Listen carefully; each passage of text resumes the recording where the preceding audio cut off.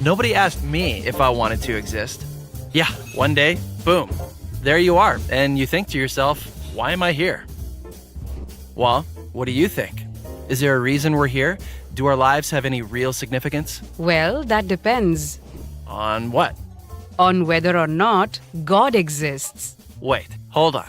Are you saying that my life has no significance because I don't believe in God? No, not at all. I'm saying that if God doesn't exist, it doesn't matter what you believe. Our lives would have no objective meaning, value, or purpose. Many atheists themselves recognize this. If atheism is true, life is absurd. Okay, and why do they think that?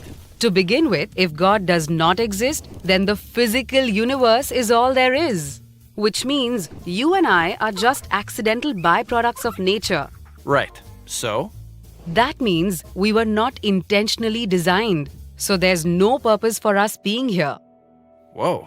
It gets worse. If God does not exist, there is no absolute standard of moral value. You've heard of Richard Dawkins, the atheist.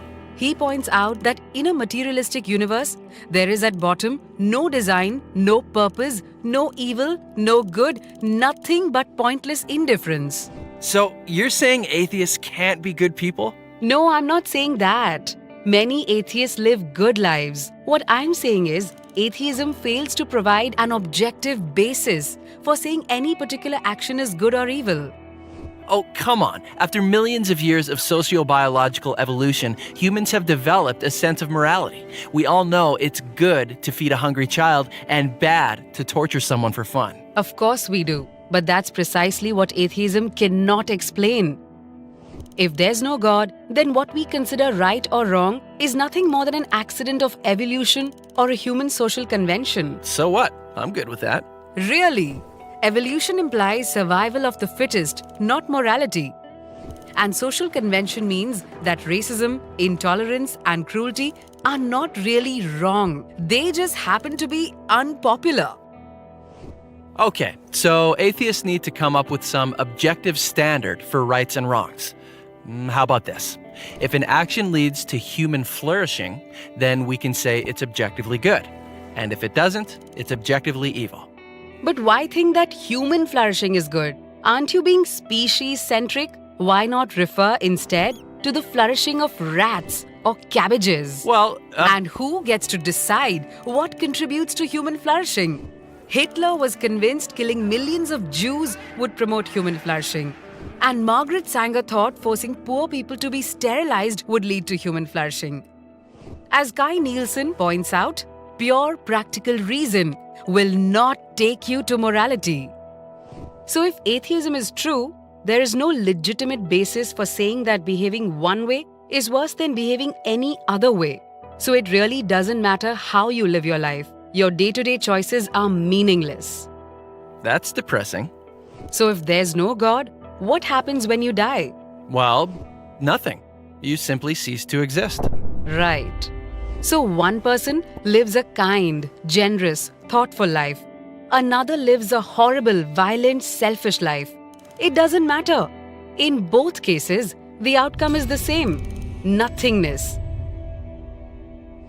So how can their life choices have any objective meaning?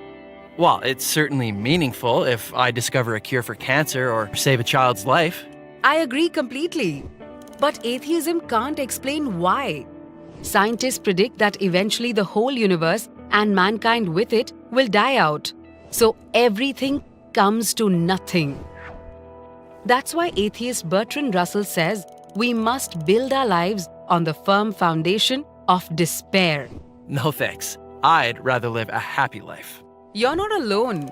Every atheist has to choose between being happy or being consistent. You can tell the whole world you're an atheist, but you can't really live like one. Okay, so you're a Christian. If your God did exist, how would that change anything? If Christianity is true, then each one of us is here for a reason. And life does not end at the grave. And God, He's the absolute standard of goodness. He knows you, He loves you, and He intentionally created you. So your life ultimately does have objective meaning, value, and purpose. That means you can live a life that's both happy and consistent. While that doesn't prove Christianity's true. Agreed. I'm simply pointing out that for Christians, living a life that is both happy and consistent is possible. For atheists, it's not. So what are you going to choose?